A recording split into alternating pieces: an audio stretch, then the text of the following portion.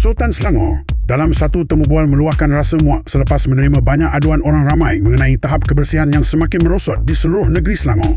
Baginda menegaskan bahawa pihak berkuasa tempatan perlu segera bertindak dan memperbaiki prestasi mereka. Baginda menekankan bahawa Selangor sepatutnya menjadi contoh negeri maju yang bersih dan teratur. Baginda juga menggesa agar perwakilan dalam majlis bukan hanya diisi oleh ahli politik, tetapi juga profesional dan individu berkemahiran tinggi untuk menangani isu kebersihan dan perancangan bandar secara efektif.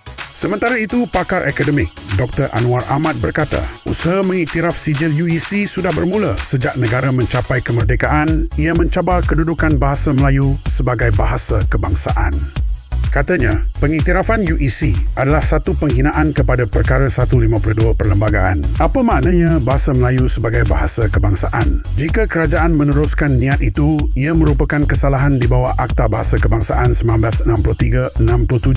Satu pertemuan yang dinamakan Convention Melayu 153 akan berlangsung pada 13 Disember bertempat di Saloma, Kuala Lumpur. Program ini akan menghimpunkan tokoh-tokoh akademik, pemimpin politik, aktivis masyarakat bagi membincangkan hala tuju bangsa dalam konteks semasa. Tun Dr. Mahathir dijangka memberi ucap tama dalam konvensyen ini. Channel News Asia baru-baru ini menerbitkan satu artikel bertajuk Bersatu Rift Daerah Sabah Election. What's next for PN as it eyes next GE? Apa yang menariknya rencana ini?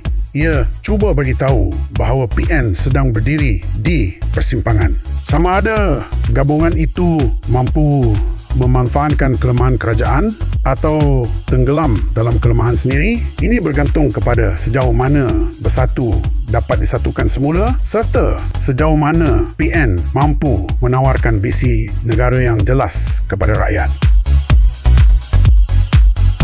Guys, teruskan sokongan anda kepada Politico untuk perkembangan politik dan ehwal semasa. Sila like, share dan subscribe politico.my.